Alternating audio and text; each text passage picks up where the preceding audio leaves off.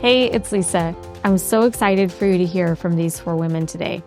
On this episode of Real Money, we get real with 4 women who have stories to share, lessons for you to learn from, and some really heartfelt conversation. I'm really excited for you to hear about 4 different ways that women, I don't even want to say struggle, that we just have relationships and conversations with money.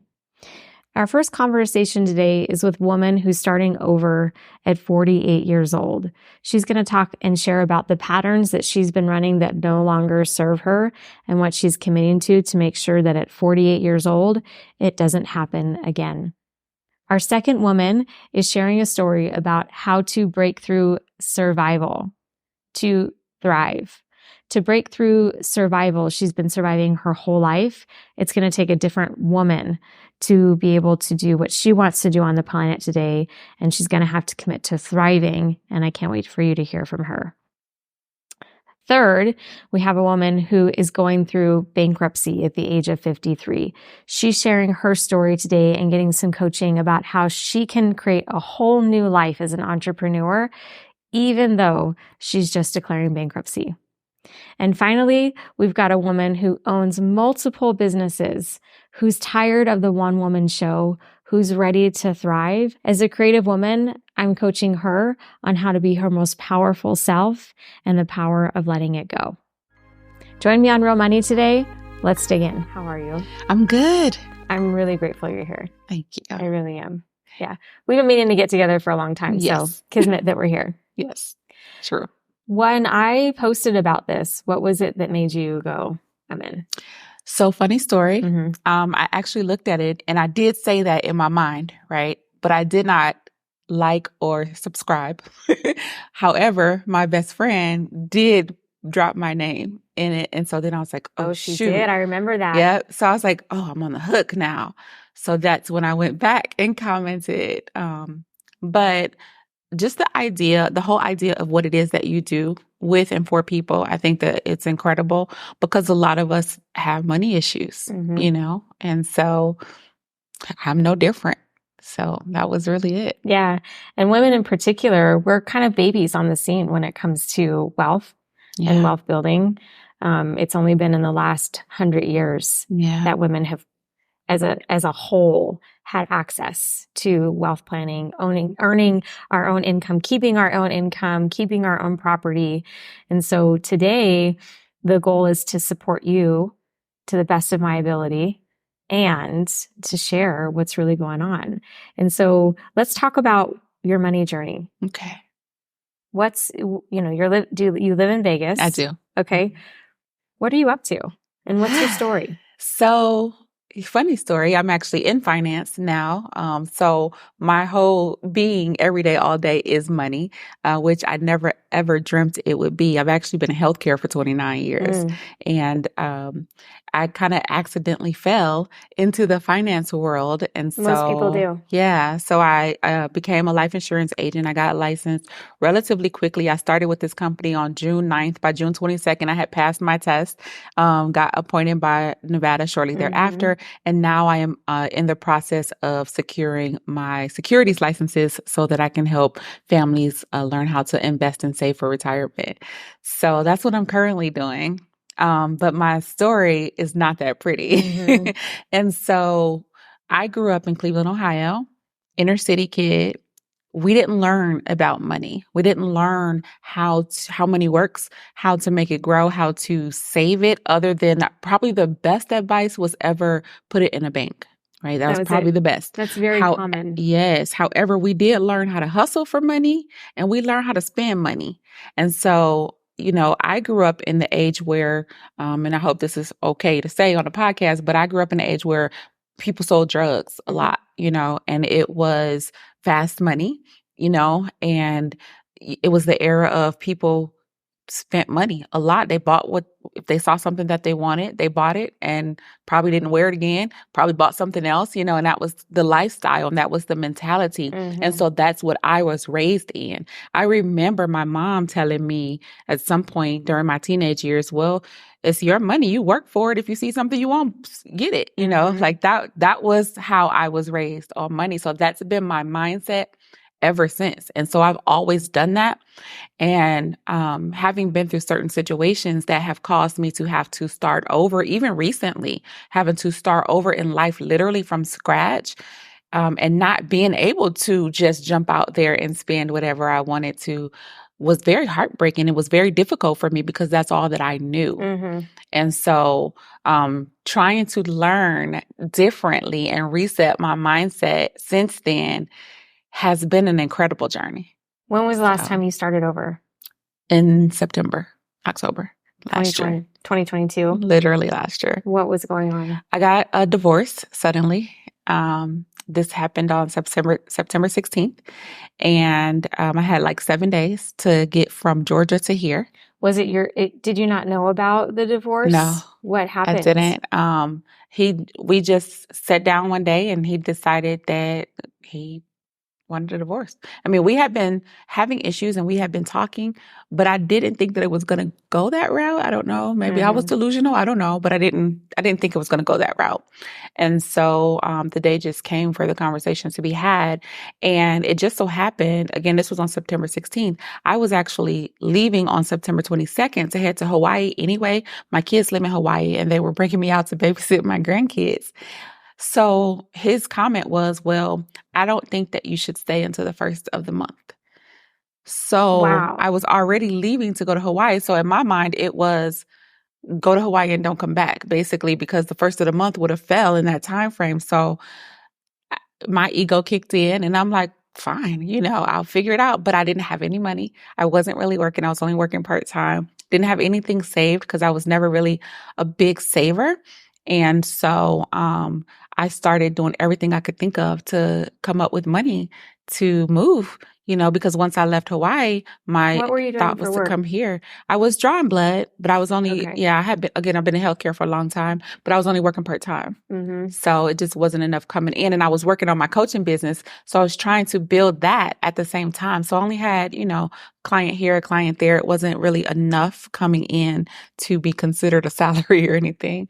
So it was just difficult. So I had to sell a lot of things. And when I got back here on October 5th, thankfully I had at the last minute got approved for a house because I'm a renter, but I had nothing. Literally nothing. So you moved I remember this actually. Yeah. Because you had just moved to Vegas or you were just planning on moving to Vegas when we had met. Yes. Right? What was the decision to move to Vegas? Well, because this was home for me. I had been in Vegas since 2003. Even though I'm originally from Cleveland, Ohio, I've been here a long time.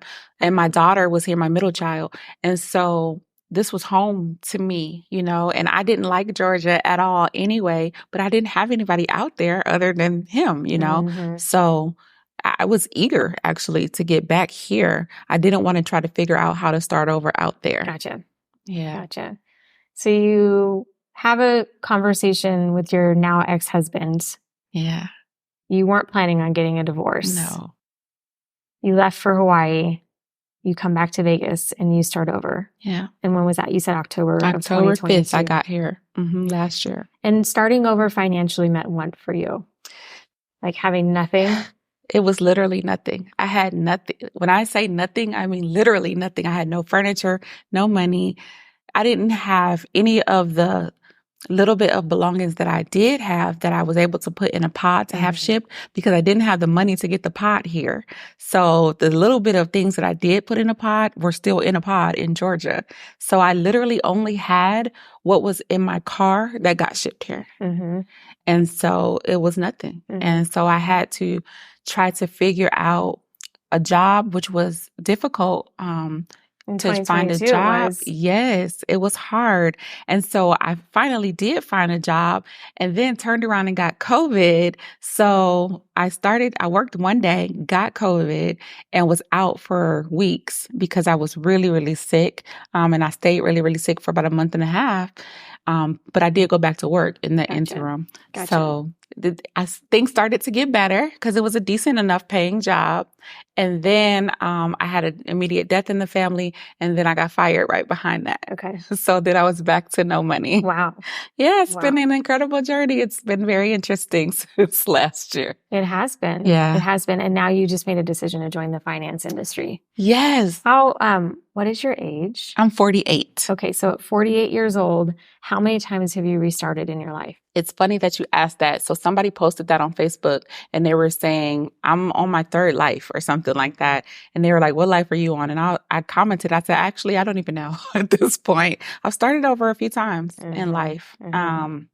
You know, I moved out on my own at 19. So that was a start, right? And then I think I did pretty decently for the most part, but I was one who, I'll be completely honest and vulnerable. I was one who didn't stick and stay very well. I get bored very easily. And so I would leave jobs regularly. I would move every year. I would buy a new car every year. Like my mindset just wasn't right. And I would always shift. What were you running from? I don't know. I have no idea. I did experience a lot of trauma, but I don't know that I was running from anything. I don't really know. I just felt like, you know, if it was something that I didn't like that was going on, I just was going to leave. I didn't care to stay. Gotcha. So, yeah. Well, you know, it's interesting as a coach putting the pieces together and growing up in that fast lifestyle and things move fast. You never let go of that. Yeah. You're moving fast. That's You're a good moving point. fast. You're moving fast. That's the pattern that you keep moving. Yeah. And money will move as fast as you move or as slow as you move. It'll just match and mirror your energy That in life. makes sense. Right? So now that you're 48, moving into the finance industry, what are the lessons? What are the lessons that you're taking? And what is it going to take for you to stop that cycle? I feel that I am progressing in that area. I won't say that I am completely there. No one is. I'm still a work in progress, but I do feel that I've matured in that space and that I'm not as fast of a spender. Although I have noticed that I will still spend, like I don't have a problem spending. So that's something that I definitely want to work on. I like to be able to buy. I don't think anything is wrong with it. I will spend without care. I think that's the issue. So perfect example. The other day, I took one of my newer teammates to lunch, and it was pretty expensive. And then I went and got my hair done, and then I did, and it's just, stuff. And so for me, it's still that, well, I have it and I need to do this. So let me, get it.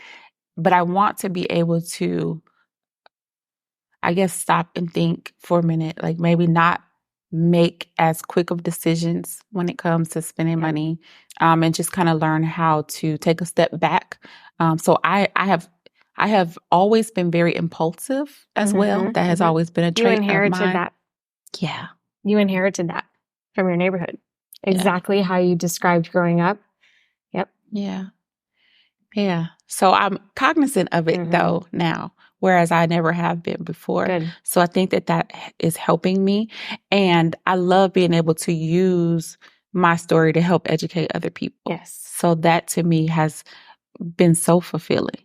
Because they hear that they're not alone. Yeah. There's no shame.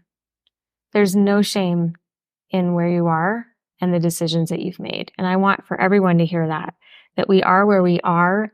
We run our patterns until we're tired of running our patterns. So what's going to be different from going fast, moving? Sounds like you've been on the go on your whole life. Yeah, I feel like tired. Yes, yeah. I am. You're ready to. That's probably why I have the dark circles. Yeah. I'm kind of ready to be more stable, I guess is the right word. I'm thinking if that's the right word. I feel like I want to be just more stable. I don't want to bounce around from this to that and the other. I've done it with everything in my life though. Men, like I said, jobs, houses, everything. I've been married multiple times. Same thing. Like it's just been a pattern.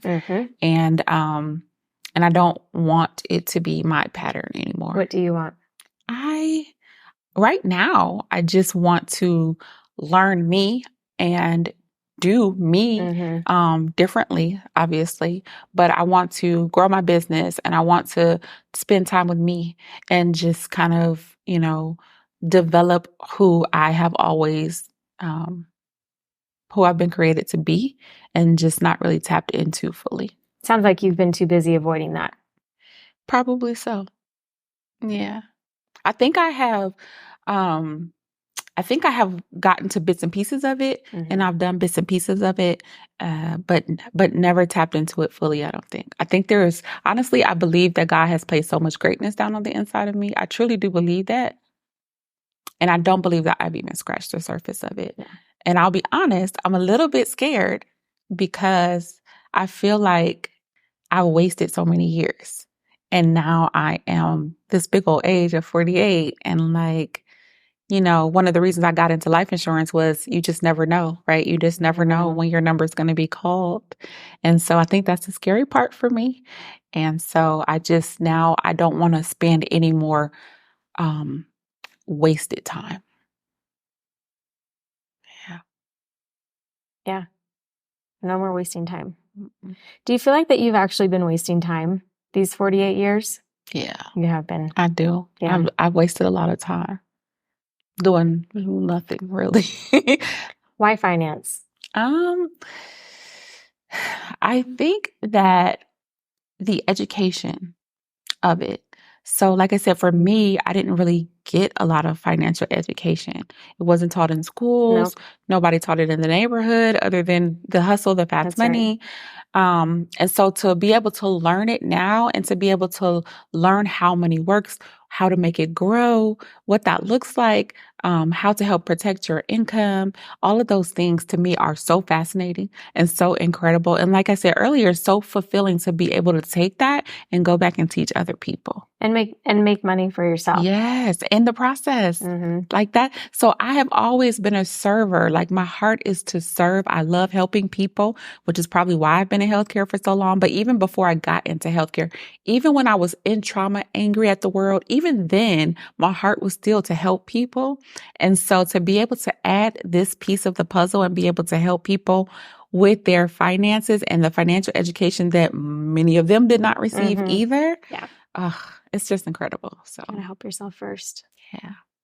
But what questions do you have for me? How can I support you, serve you on this journey right now?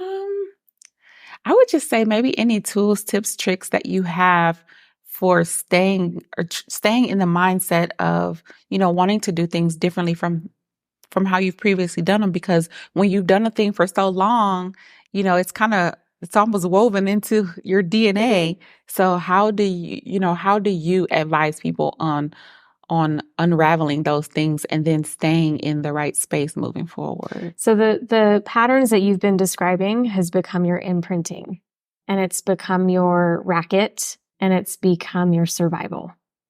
In order for you to create new results for yourself and create results for your clients, you're going to have to become someone different. Yeah. You have to. And that is the scariest, most uncomfortable journey of it all. It is. And I don't know if I have time to tell you just a really quick story about that, but I'm so glad that you said that because that's what I've been working on. And one of the biggest parts of me that has been changing lately is the need for projects. And I have always wanted a new project, which is, I said I get bored really easy. So, and I've applied that to everything and I've looked at everything like that, especially relationships. And it's like, oh, I can fix that. I can fix that, Right. And it's probably why I got into coaching. I don't know, but it fed some need that I have probably because I felt like nobody ever fixed me. I don't know. So now I'm working on fixing myself and maturing myself and growing myself through the spaces that, we're lacking all of these years. And so it feels so good to say no. And it feels so good to not have the need to attract project to me. So as you move into finance, you're going to take your coaching journey with you. Yeah. You will. All the tools, because Yeah. finance and coaching go hand in hand. Hello, that's Yes. how I have my business. Yes. What I want you to hear today is that you're not broken. Thank you. There's nothing to fix.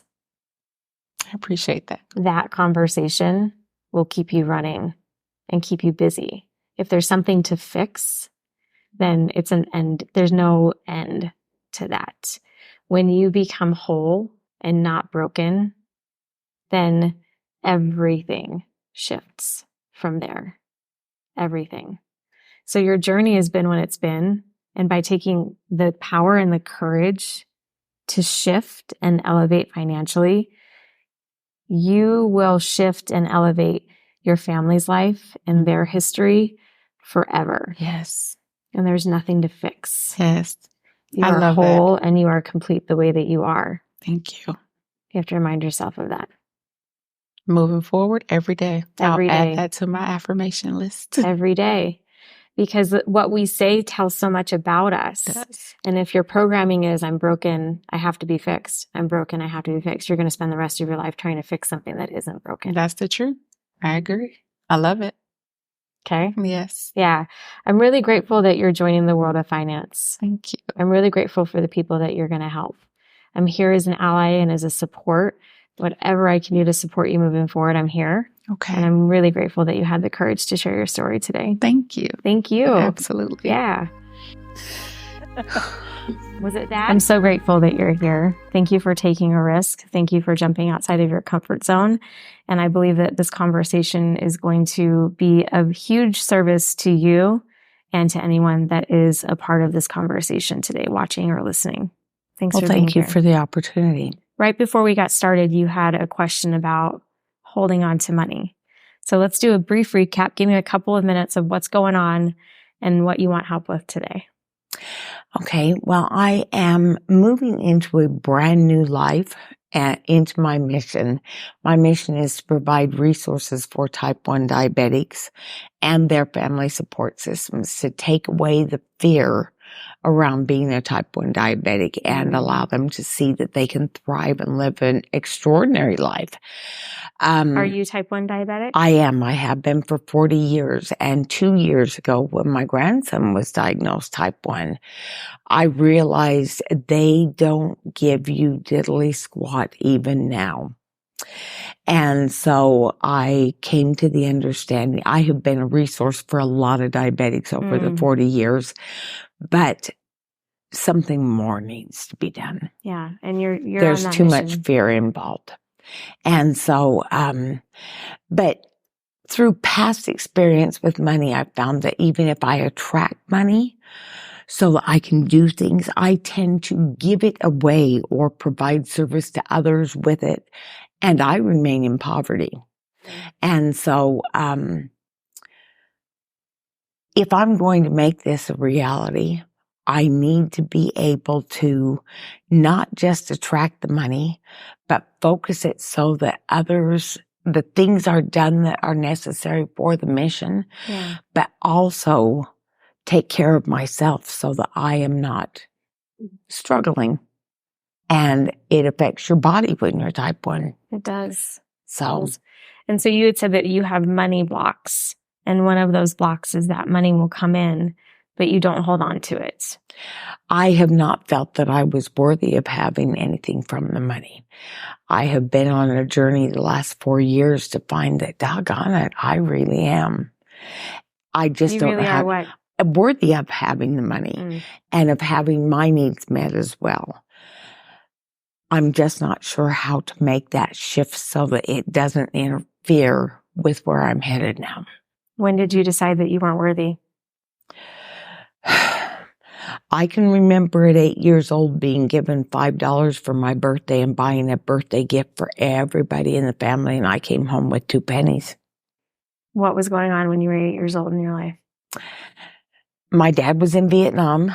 I was raised in the military until I was 15, and there had been a lot of struggle. Mom and Dad did well, but it was very much frugal. I do remember around that age, we had just left Okinawa. And there had been my first experience with ever a national disaster or natural disaster. There was a typhoon and our whole mindset changed to survival rather than thriving. And I think it affected the whole family. And I personally put it into that perception that anything more than survival was not something I deserved other people did. Well, that's a good story. So how is that story serving you today?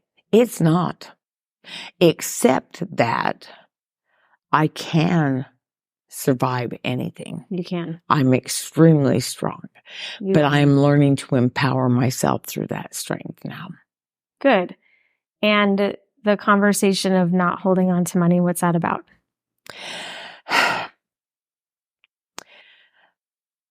You know, I always felt that by giving it away, I was providing service. I'm an extremely service-oriented person. Which is why you're starting a nonprofit. Yes. Yeah. But I did not realize until in the last few years, I've heard it from multiple places. Mom, you've got to take care of yourself, or you can't take care of everybody you want to. That didn't compute and make sense to me. And so recently it was like, oh, if I don't keep my body healthy, if I die, nobody gets helped. And if I don't keep myself healthy, then I can't be what I want to be. And I can't share who I am. How is not holding on to money serving you?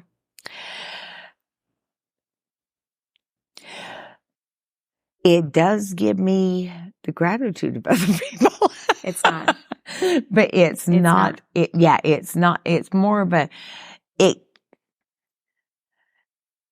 recently, I guess, my story around that and my journey to recover from that misconcept or perception of who I am and where money fits has begun to open up resources and connections to people who either have been through this themselves and I don't want to say recovery because that sounds like an addiction, but have healed and journeyed on and are now able to share that.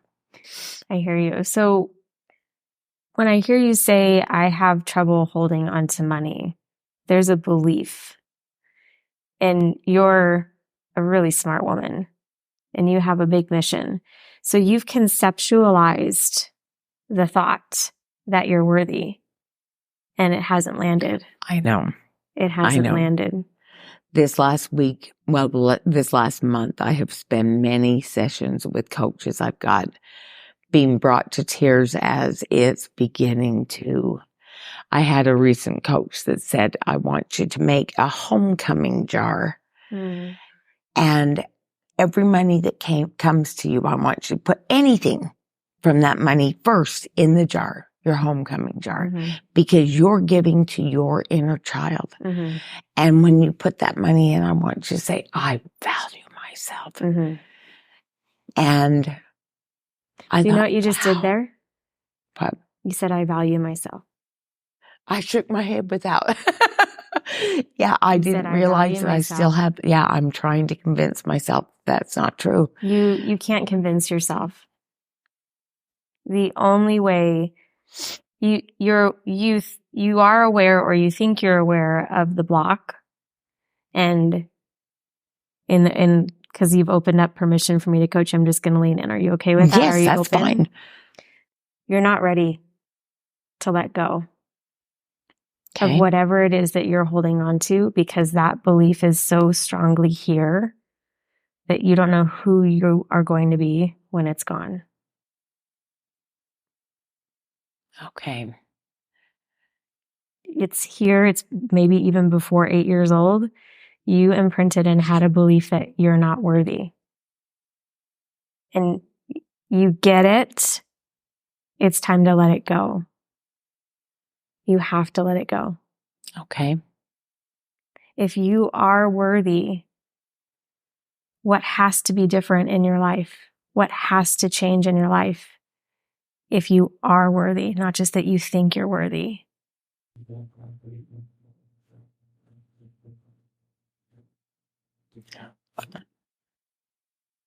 All my interactions are going to be different. What specifically has to change? Well,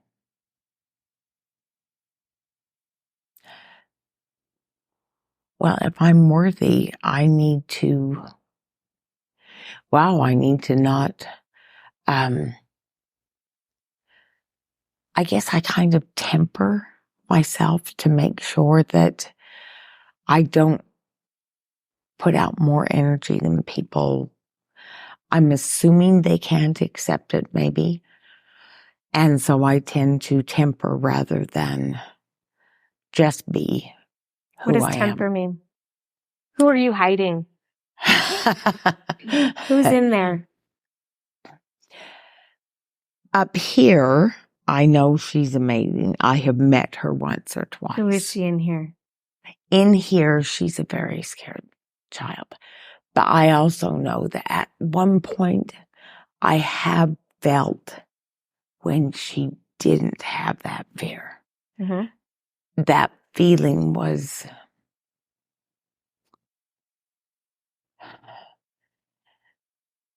it was overwhelming, but it was exciting and exhilarating at the same time. Yeah. And it was exactly what I wanted my grandchildren to always be able to feel. And I know innately and naturally that's how children are when they're born. We take that away from them. Who took it away from you?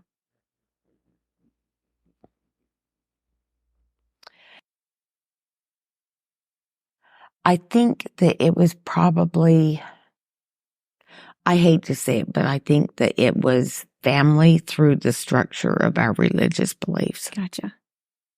Gotcha. So you've dimmed your light, dimmed your light, dimmed your light, dimmed your light, dimmed your light. And you said temper. I have to temper myself. What would happen if you didn't temper yourself? Who would you be? Who is Marcy when she doesn't temper herself? I've been told I'm crazy. Crazy? Okay. Well, that's not a bad thing, I guess. Crazy in what way? Crazy happy? Crazy silly? Crazy joyful? It's almost like I get you've got to come back to reality reaction from people. You're not realistic, and honestly, I don't want to be realistic. No, you don't. Reality is not what I want anybody to experience. And yet I realize that openness and perception is different for everybody. Who cares what other people think? I was trained for 64 years to care what other people think. And when are you going to let that go? You're 64? Yeah, I'm 64 years old. Isn't it time to let that go? Yes, I am, but it's really hard. I have healed through multiple things, and then there's this, like you said, there's this space. There's nothing in it, and it's like, now what? Is that your money space? The financial space? Could be. Yeah. Your finances are directly correlated to what you think and what you believe and feel about yourself. And I've heard that now for 4 years, and about 3 weeks ago, it hit me. It registered because I remember times through my life when I had money, I was not struggling. My self-esteem was high. I was moving through the ranks in career or whatever. And it became so uncomfortable, I went back to poverty. Your success became uncomfortable. Mm-hmm. But I had no idea I was who I am discovering I am today. Well, good. Okay, so you're here for coaching. Let me give you some hot seat coaching. Okay, I'm ready. You can't afford to bullshit yourself anymore. Your story doesn't matter.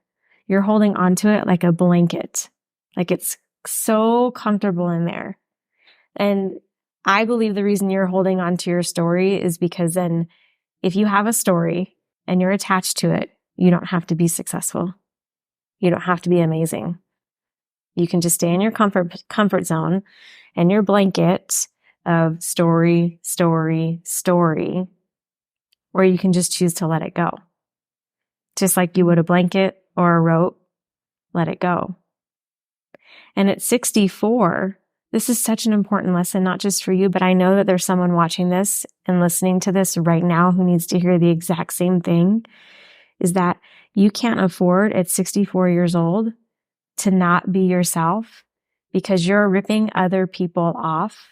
And in the nonprofit that it is that you want to have, you're going to teach people how to not be successful and not have what they want to. Because they're watching you. They're going to watch you and they're going to model after you.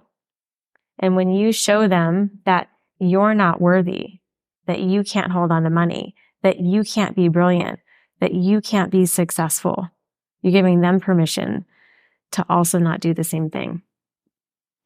So I may be teaching them how to survive through diabetes, but not to thrive. That's it. How do you want to thrive through diabetes?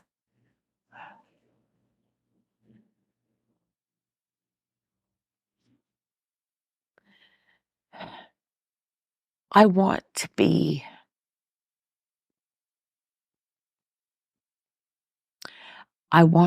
able to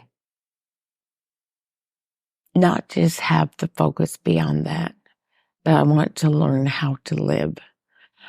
I've got 2 brand new great-grandchildren. I want to, if I'm missing my grandkids or my great-grandkids, go see them. I want to be able to have nobody have to say, you can't do this, or I've got to save for 6 months. That means the electricity might be shut off so that I'm tired of balancing Peter and Paul. I want them to live their own lives and let me go live mine. Good. Ooh, I like that. I love that. I'd heard that before. You're tighter. Yeah. Goodbye, Peter and Paul. Yeah. By not holding on to money, you get to hold on to your old stories that are not serving you and that are keeping you in this life that you don't want. And I think you hit the nail on the head that it is time for you to thrive in diabetes. And it's time for you to stand up and show the world that they can do that too. You don't have to survive diabetes. That's been your story. It does not have to be your future. Right. Okay. So instead of doing mantras and exercises and affirmations, you need a real game plan on how you're going to hold on to money because those stories are strong. They've been with you for 64 years. Yeah. Yep. You need an action plan.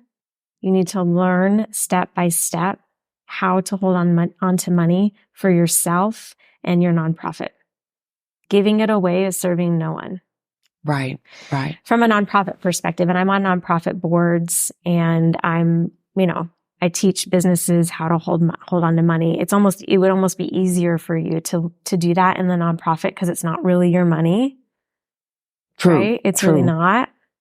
But you get to be paid. I think you said something at the front end of the conversation that you're not taking payment. Well, I am in the process of organizing the nonprofit, and I am working with a financial coach so that I can allow myself to be paid. But, Christ never got paid for any of his service. All right. Well, you're not Mother Teresa. I know. And so I'm having to, there are so many new thought processes that sometimes it's like,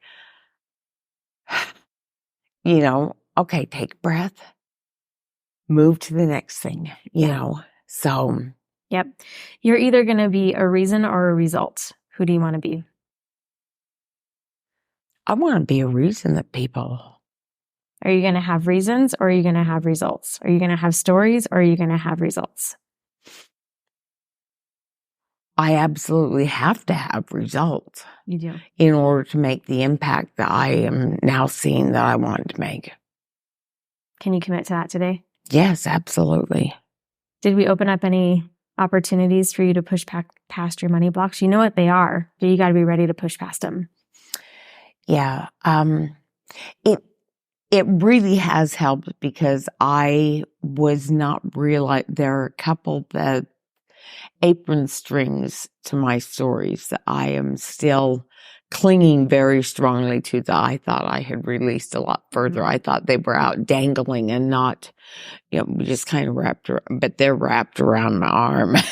So they've become a part of your identity. Yeah. And it's time for you to create a new identity. Yeah. Because that identity was very limiting. This one I don't want to be. Good. So step into what it is that you want. Okay. I will do that. Thank you. Yeah. Thanks for being here. Thank you.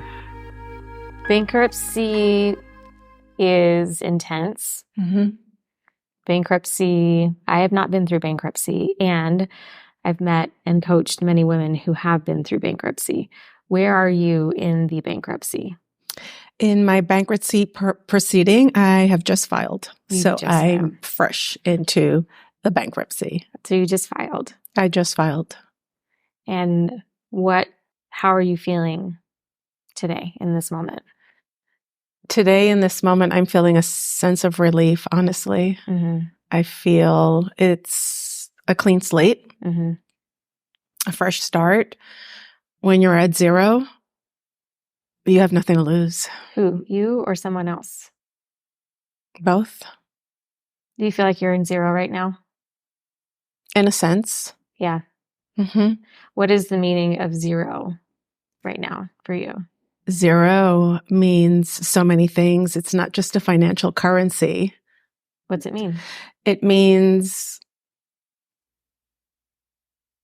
coming to terms with a reality that's been floating out in the ethers and kind of circling around me, for me to really dive in and look at not only my financial situation, but what I want to build, where I am with my business, what's been holding me back. So there's a lot of what I call shadow work in the zero, and coming to full terms of who I am and what I want.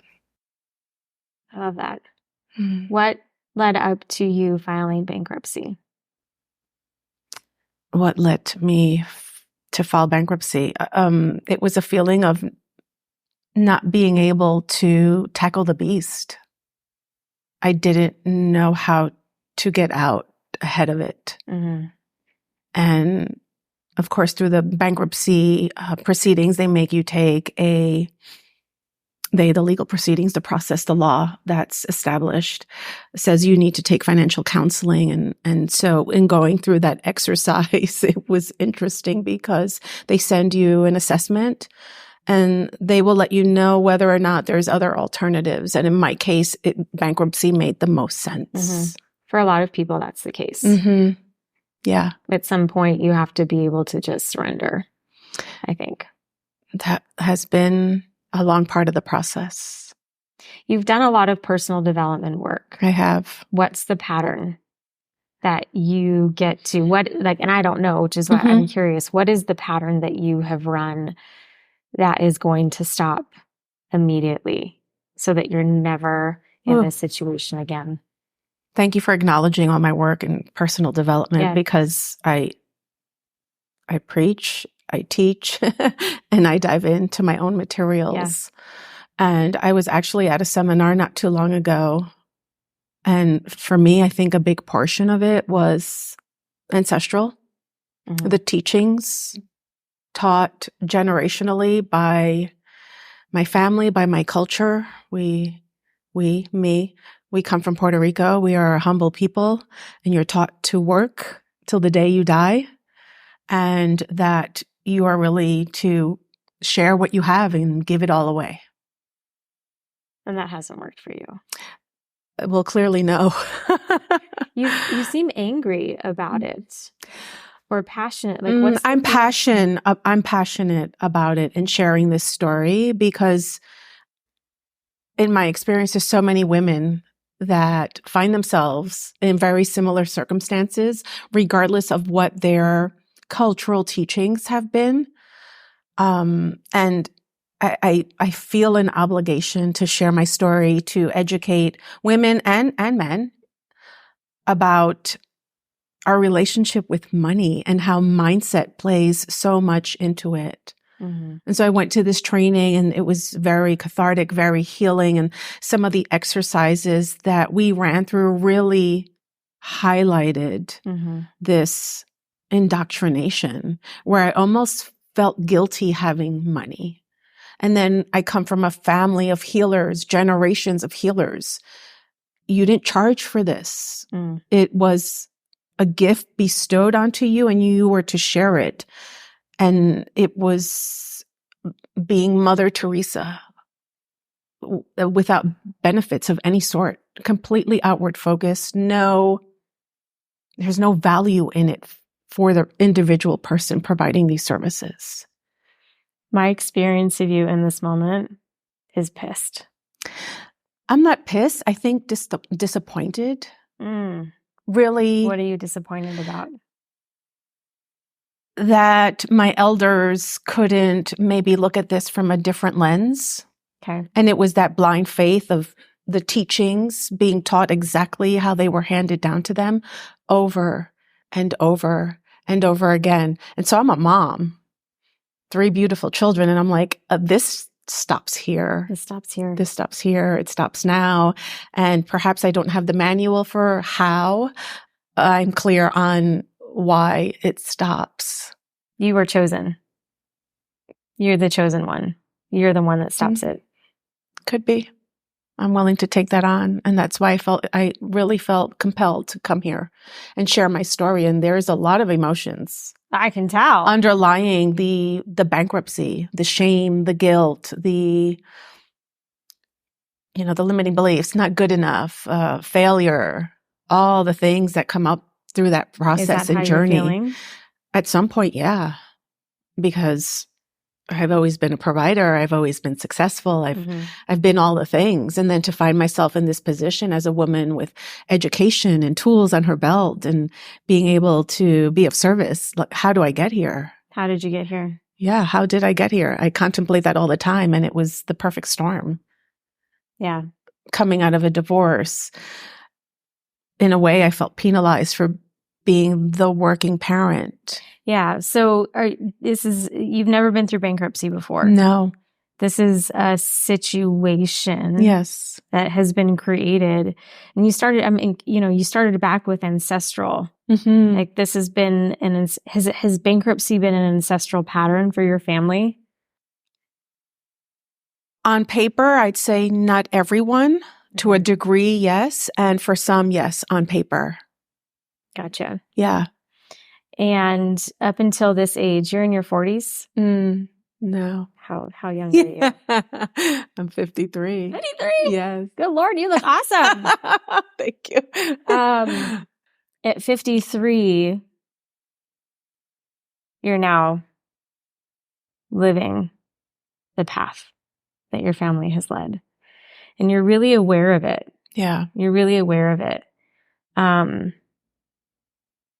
Who do you have to be so this never happens ever again? Oh, jeez. For anybody in your family, in your history, ever again?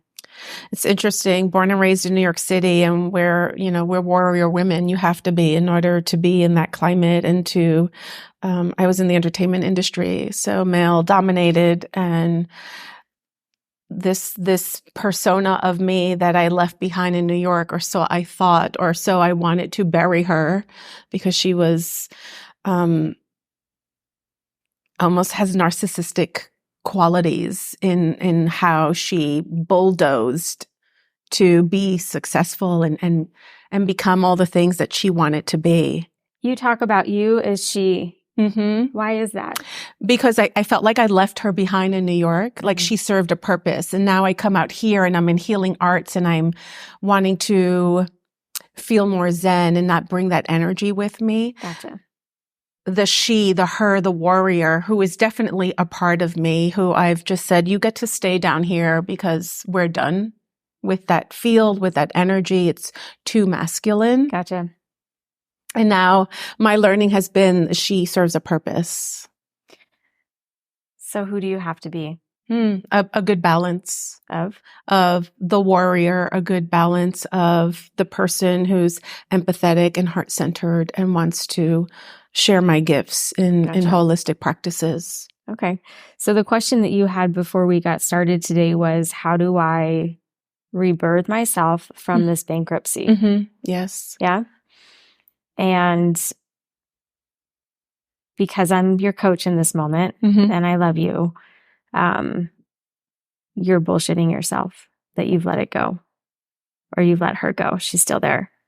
She's definitely there. Yeah. You can't let her go. Mm-hmm. And it's actually what makes you amazing and brilliant.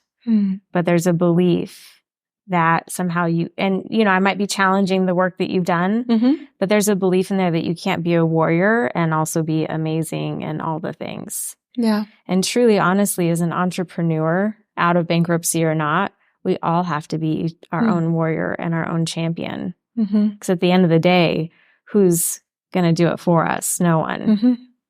No one. So to rise out of bankruptcy, one, you have to commit to this never, ever, ever, ever, ever, ever, ever happening again, and that you're going to break this cycle forever in your history, in your ancestry. 7 generations down is how it goes. 7 generations when you break down. it. Yeah. Yeah. And you have to be more successful, more everything than you've ever been, including more of a warrior almost. So to say that you shoved that makes me sad to think that you're pushing your warrior down. It doesn't sound like it was a positive or valued experience. No, the warrior, oh God, this brings tears to my eyes. The warrior gets tired.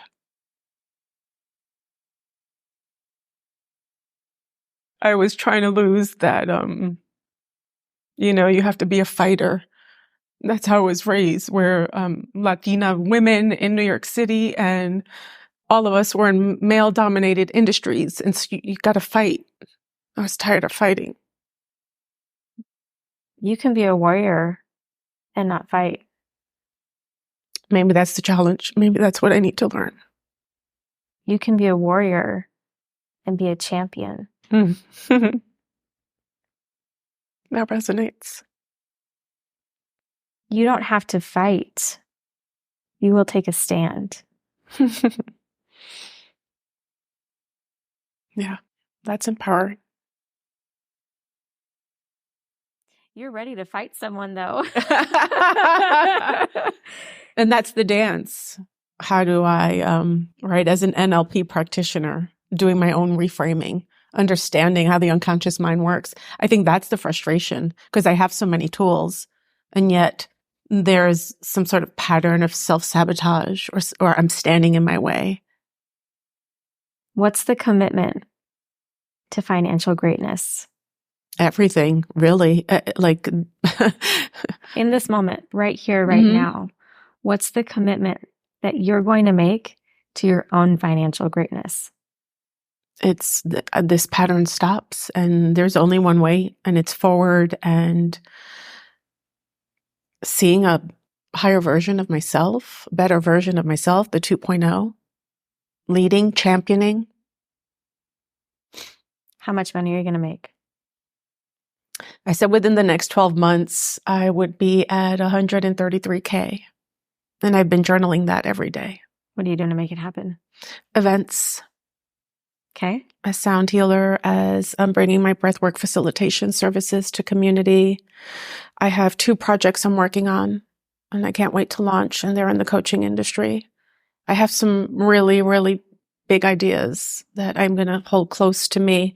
I would love to come back here in a year and say, I made my goals and this is where I'm at. Yeah. Yeah. Bankruptcy has been a strategy that men have used and business owners have used since the beginning of time. Since the beginning, I don't know when bankruptcy was created, but bankruptcy has been around. We've seen business owner after business owner after business owner after president use it as a strategy.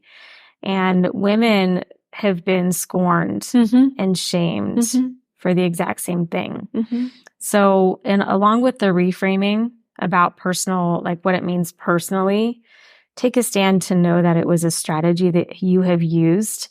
And if you're committed to not using it ever again, that's awesome. And the only way to ever prevent it from happening again is for you to run full steam ahead into your life with a totally new commitment. Yes. A totally new commitment to be brilliant, to be powerful, to be courageous, and also that you don't have to do it alone. And in money in particular, you can't do it alone. You got to build a team. Yes. I would love a team. Yeah, it's part of it. And I know this and I understand that and I appreciate that. And yes, I'm open to receiving and to being guided and to building that team. I don't want to do it alone. Good. I know my lane, the things I'm really good at and the things that I'm like, okay, this would be great if I could hand it off. Yeah. Yeah. Yeah. What other questions do you have today? What other questions? How do I bounce back? I think it's really, I'm getting into the event space. So how do I make that sustainable? Okay. Well, first, knowing that you're an NLP practitioner is be mindful of that language of bouncing back. You're not bouncing back anywhere. You're full steam ahead forward. There's nowhere to bounce back to because back there was not serving you. True. Right? Yeah. So it's not like, and I know a little bit about your financial situation, but you didn't have a $3 million business to bounce back to. Sure. Right? Sure. So let's cut that language off completely and say, let's run. How do I run forward? How do I create some new language around what it is you're actually creating? Right. Okay. Okay. Even that was just a subconscious probably, thing. And then, with events, Cree's in the studio with me today, and she and I both run events, and it's really, really hard to make money with events, that being your only thing. So make sure you have a business on the back end of the event. That's where you're going to build your 130. What is it? 133. Yeah. 133. And is that your revenue goal or is that your net profit goal? Net profit. So what is your? It would probably have to be higher. Multiply it by 4. Seriously? Okay. So 130, where are we at? Like 5 and change, $500,000. That's a juicy goal. Why are you laughing? Because I'm like, holy shit. $500,000. Yeah. Your goal wasn't stretchy enough. Yeah. It wasn't big enough. Yeah. And the how is like what drops in my lap. How is that possible? I've not ever made that amount of money. Yeah. Yeah. Make big, juicy, audacious, pucker, scare the shit out of you goals. Yeah, they're there. Okay. They're there for sure. Okay. They're where? In the ethers and on a paper. Okay. Right. In a journal that says, how am I going to do this? Okay, good. Okay, so build a team. Think higher. Build bigger. And like 133,000 wasn't big enough. As soon as you said $500,000, your whole body opened up. Oh, shit. Okay. Yeah. And you are a warrior. Jeez. Yeah. And that's a beautiful thing. Thank you. Day 1. So how do you build a team when you're really starting from zero? Every dollar you make right now goes either back into your business in the form of hiring the right people because you have a service-based business. So hire the right people, double down on them, and make sure, of course, you're paying yourself, which you're going to have to do anyway. Yeah. And that's it for the first 3 years. That's all you're doing is investing in the right people, getting the right coaching, getting the right support, building, investing in your business, and making sure that your life can continue to grow. In the first 3 years of your business, I'm going to take a risk by saying that the goal is not to build your personal wealth, because in the first 3 years of business, most businesses fail. Mm-hmm. So in the first 3 years of business, your goal is to scale your business and grow it financially as most powerfully as you can and reinvest in it, because then you're going to build legs on it, and that's going to build your life. You're going to have to be someone that you have never been before. And because you don't have family to role model it to you, you have to have mentors who can teach you and show you the way. You have to, because you're going to have, because we know energetically we're going to model everyone that we're around. Yes. So find the money, create the money, find the money. Cha-ching. Yes. Thank you. Thank you. When did you start photography? Technically in high school Okay. at Cimarron, and I won a contest senior year out of all the schools of Clark County, and then was like, maybe I should do something. And so I went to college right after, and went to college for like 10 years doing every photography course I could, and then finally got my degree. Okay. So I did everything backwards, but yeah, I did it. And then I've had a couple businesses. I was a wedding photographer right off the bat. And I have done portraits, and then I opened up a cannabis product photography company called Dope Photo. I love that. Yeah. And then during the pandemic, things died down. I was worn out. So I kind of ventured into other business ventures. I opened up a bike rental company, and I also started doing floral design. My plan is to infuse it with cannabis leaves, and it's called the flower pot. So that's kind of like my plan, but the legalities are kind of hard. So I'm trying to figure that out. But like to have a brick and mortar soon. So yeah, I have like a lot of business licenses, and I'm trying to, like, I guess one of the questions would be like how to balance between all of them and not feel like I'm neglecting one when I'm focusing on the other. Also, how to make money, like more passive income, and like what would you suggest for like a person who's not really familiar with what that looks like? So I guess those are my like questions about. Okay. Yeah. Those were like 3 separate kind of questions that all fold in together. Give me a lay of the land then. So you say you have different business licenses, and there's different businesses attached to each business license. So you have the flower company, the photography company, and then what's the third The again? bikes. The bike bikes. rentals. Okay. And are each of them, give me a split of the 3. Is it just the 3? Well, yeah. What, for each one, what role do you play? All the roles. Okay. So you're holding the ball for all 3 businesses. And how well are these businesses doing? Some are not as well as they should. So like the bike rental, for instance, I switched over, so I have them inside the English Hotel downtown. So it's supposed to be for their guests and any downtowners that would want to rent them. So I'm trying to figure out like how to make that sustain itself and make more money. Right now it's like not really doing that good. Okay. So and then the flowers, so I do all the flowers for the English Hotel as well. So I'm kind of utilizing this hotel as my hub, so to speak. Okay. I also do photography for them. Okay. But I also do photography for others, and trying to get the Dope Photo back in action. So like trying to network with the cannabis community again. But my main income is the flowers. Okay. And then photography, and then obviously no income from the bike rentals at the moment. All right. What's the purpose of having so many ventures all at once? I asked myself the same question. Honestly, like the photography is just something I've always done. So, right, that's like a skill I can always utilize and always make money off of. But I got burnt out from that. So that's why I kind of went into stuff not on the computer, right? Mhm. Which is bikes and floral.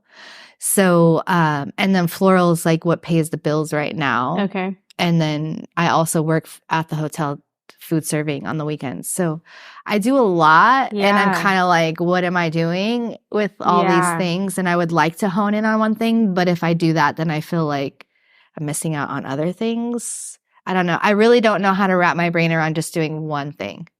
What's the emotion about? I don't know. I really don't know. Do you want to be successful with lots of things, or are you doing lots of things because you're afraid of not being successful? It could be it. Thank you. And I am a Cancer, so I'm a water sign. So tears do come when they want. What's frustrating? Like, is it you're spread too thin? Mm-hmm. You're spread too thin. I'll tell you what I think it is, and and then we'll go from there. Okay. There's a fear of not having enough. Mm-hmm. And have any one of these ventures ever been truly successful? The photography has. Okay. Mm-hmm. And do you not love photography? Are you burned out on photography? It's the computer. Gotcha. It's like everything, like creating and the photo shoots I love. It's the sitting in front of the computer that sucks. Yeah. Yeah. Common experience for photographers. Yeah. How long have you been operating a one-woman show? My whole life. When did that start?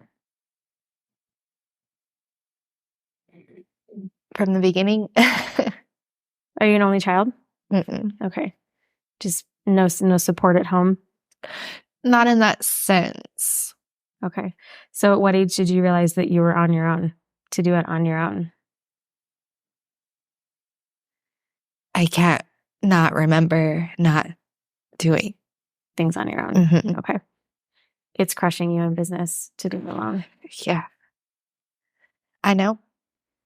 So the simple answer is, which is not so simple, but the simple answer is, in order for these businesses to thrive, you have to get help. Mm-hmm. And you have to be willing to invest in people to make them successful. Like the bike one would be low-hanging fruit, to have someone else focus on that company, Mm-hmm. have them operate the company, have them push it out, have them network, whoever Mm-hmm. it is, pay a minimum wage to do it, Mm-hmm. is an example. Mm-hmm. But do you truly not have anybody else in your businesses? I mean, along the ways I've gained like small teams, but then the dedication isn't as prominent as, like I need it. However, now I feel as though, let's see, I'm looking for those people.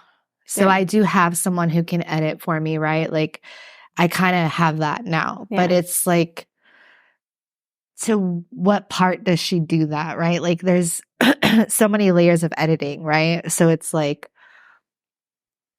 I do some of it, but then sometimes I just need to pass it over. Yeah. And I don't mind doing that. And she doesn't mind doing it for me. So I do have a team on that end. The bikes, it's hard to find people that you trust. Yeah. And someone to have the passion to like want to push it. Right. And then the flowers, I'm actually training someone to take care of them so I could start traveling because they need to get the hell out of town sometimes. Okay.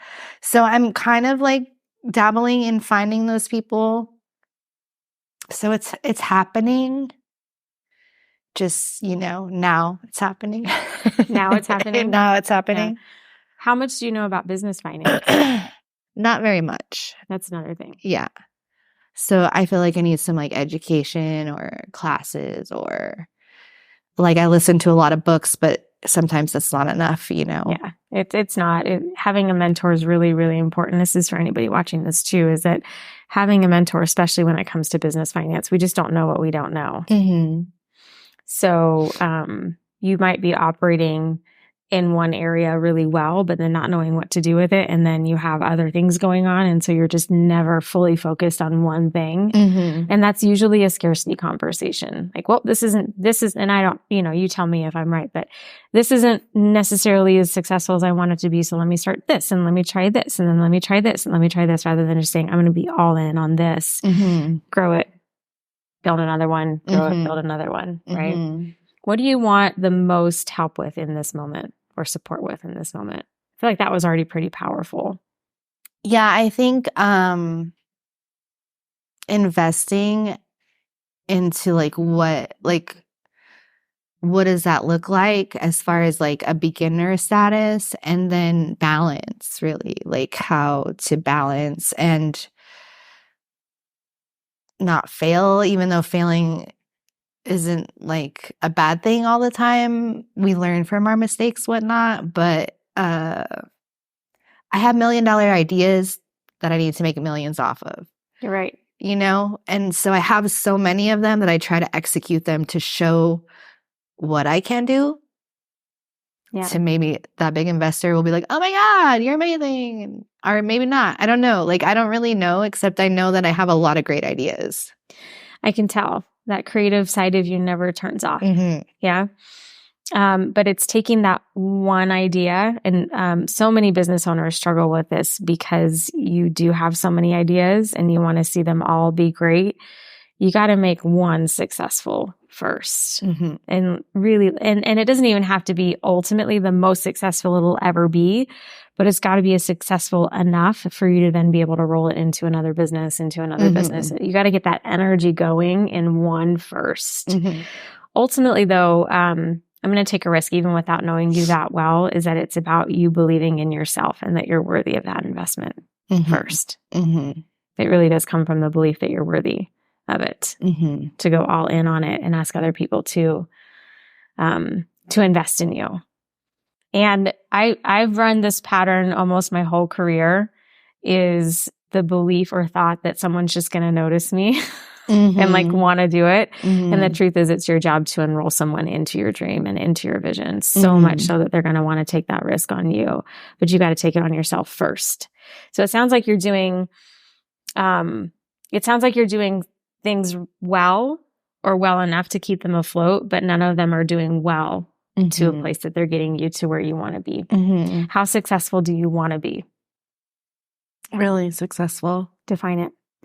Just, I want to just be stress-free on the financial end of things. So like, I just feel like if there was more money and I knew what to do with that money, that I would be more like content and focused and like living my life. So whether that's, bringing me more freedom to travel but being a one-person show, it's very hard to do that because I can't just leave things. Because it sounds like you want that entrepreneurial lifestyle where you have businesses making money for you and you don't have to be in those businesses.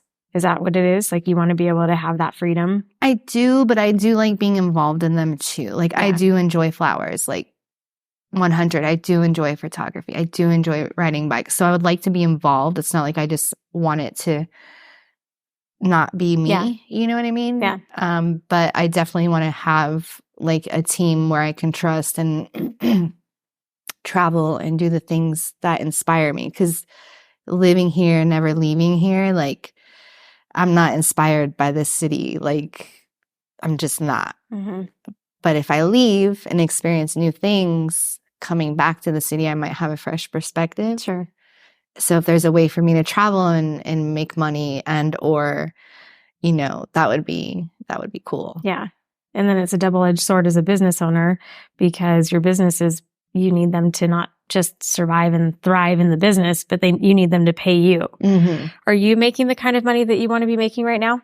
What kind of money do you want to be making?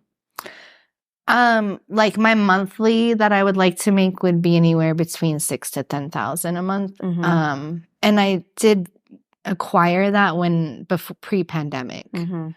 So I was there, and it was, obviously we all know what happened, but at the same time I was also very burnt out. So it was like good time. Like 2020 was the best year for me because I did not work. I just created these ideas and manifested, more cool ideas. Yeah. And I just rode bikes and, laid by the pool, and like, it was like a long vacay, really. And I really enjoyed it, to be quite honest. And then because the bikes and flowers brought so much joy during that time, I really wanted to run with that because the joy of life, right? Yeah, that's cool. Sharing that with everybody. That's cool. When it comes to business, just to give you some nuggets today, it's okay to let something go if it's not successful. And if the thought of it, of pouring more resources and energy into it, feels more painful than the thought of letting it go, just let it go. So that's one thing potentially that might be helpful. Not necessarily pinpointing any one business, but because I do with business coaching all the time, it's like, well, let's double down in here. And then people are like, no, that sounds really painful. It's like, then just be willing to let it go. And it isn't necessarily a failure.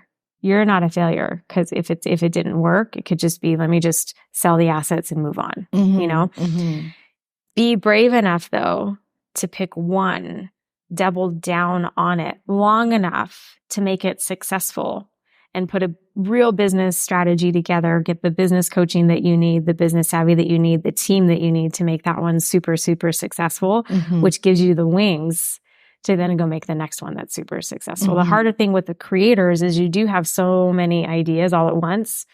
You can't conceive committing to just one forever, but you don't have to. That's the beauty of being a serial entrepreneur. You can let one grow another, if that's what it is that you truly want. It makes you have to commit to one before you have it, because too many plates at once isn't working for you. Is that helpful? Yeah. What are you hearing that's valuable?